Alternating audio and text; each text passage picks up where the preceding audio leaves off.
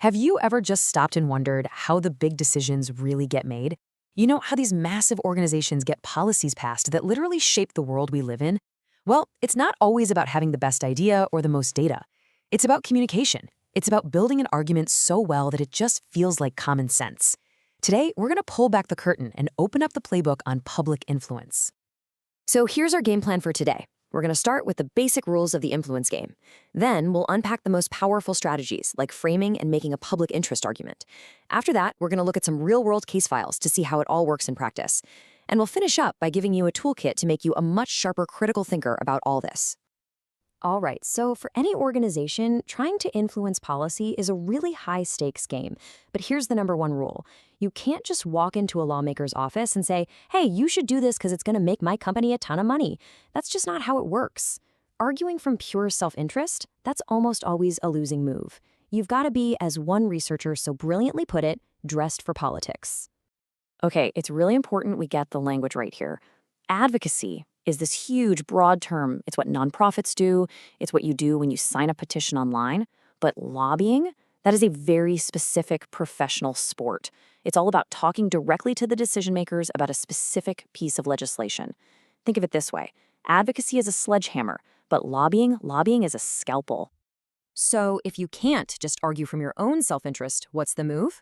Well, you have to control the narrative. And this brings us to what is, without a doubt, the single most powerful tool in the entire playbook: framing. It's not about lying or changing the facts. Nope, it's about changing what the facts mean by controlling what people pay attention to. Now, this classic definition from Robert Entman looks kind of academic, but it is packed with power.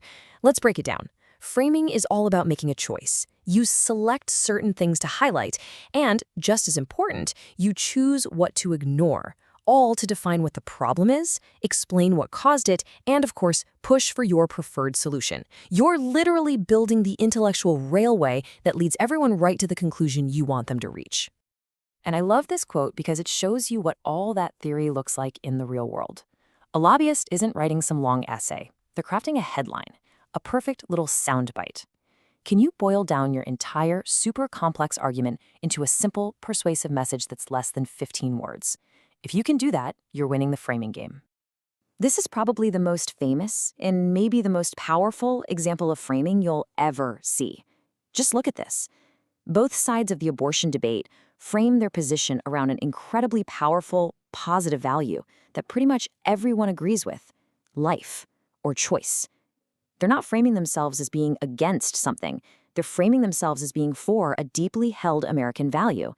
That right there is strategic framing at its absolute best.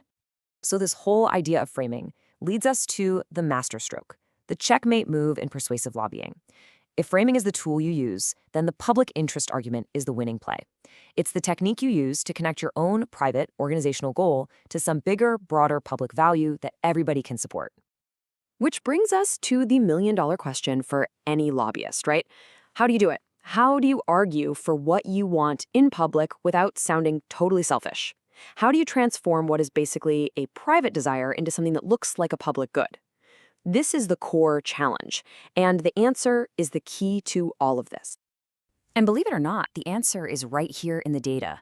Researchers dug into the arguments that lobbyists actually use, and these three themes, economy, health, and democracy, kept popping up. But look, there's a clear winner: the economy. In more than half of the cases they looked at, the argument was all about jobs or growth or saving money. Why? Well, because economic arguments feel universal. They hit everybody's wallet, so it's a super effective way for a company to generalize their interests. Okay, that's enough theory. Let's see how this playbook actually works out on the field. We're going to dive into a couple of real-world examples, and this is where you can really see the strategic brilliance in action. First up, let's talk about Nutella. A few years back, its parent company, Ferrero, had a huge PR crisis on its hands. Its main ingredient, palm oil, was getting linked to some pretty serious health concerns, and on top of that, massive environmental damage. This was a potential disaster for one of the world's most beloved brands. So what did Ferrero do? They didn't just get defensive. They completely reframed the whole debate. They argued the problem wasn't palm oil itself. No, the real problem was that you, the consumer, might lose the product you absolutely love. They shifted the cause from "this ingredient is bad" to "other companies have bad practices," and they positioned themselves as the responsible leader in sustainable palm oil. The public interest suddenly became about product quality and corporate responsibility. And this quote, this just sums up their winning frame perfectly. Listen to the words. Inferior substitute, a step backward. See? They're not just protecting their supply chain, they're protecting your consumer experience. Their private interest, using palm oil, is now perfectly aligned with a public good, you getting the best possible product. That is a masterclass in framing.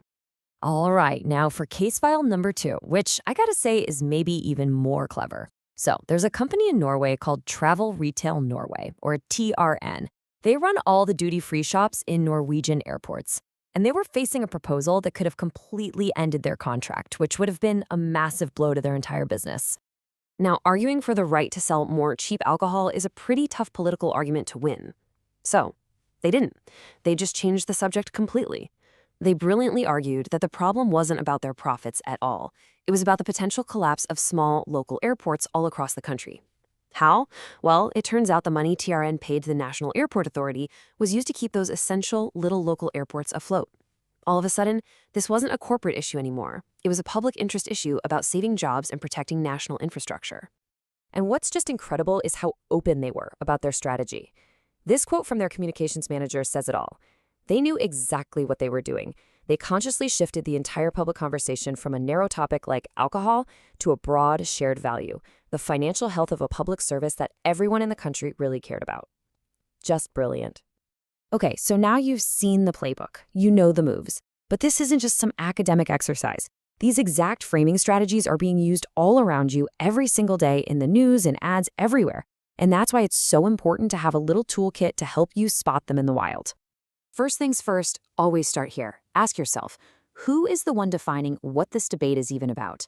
And maybe more importantly, what crucial details or perspectives are they conveniently leaving out of the picture? What's outside their frame? Second, you've got to find the link. Every single one of these effective campaigns has one. Look for it. How is a company's desire for profit, or a group's specific goal, being skillfully attached to some big, fuzzy, feel-good public interest, like jobs, or health, or safety, or the economy? And finally, follow the logic all the way to the end. Ask yourself, how does their definition of the problem make their solution seem like the only possible logical choice? And what other potential solutions are we not even talking about because of the way the whole issue's been framed from the start? And all of this brings us to one last big thought. While in theory this playbook is open to anyone, we really have to ask ourselves who has the resources, the money, the PR teams, the access to use it the most effectively. As the political scientist E.E. Schatzsnyder famously wrote, the public debate isn't always a level playing field. And that leaves us with a pretty important question to think about. Whose frames are we all hearing the loudest? And why is that?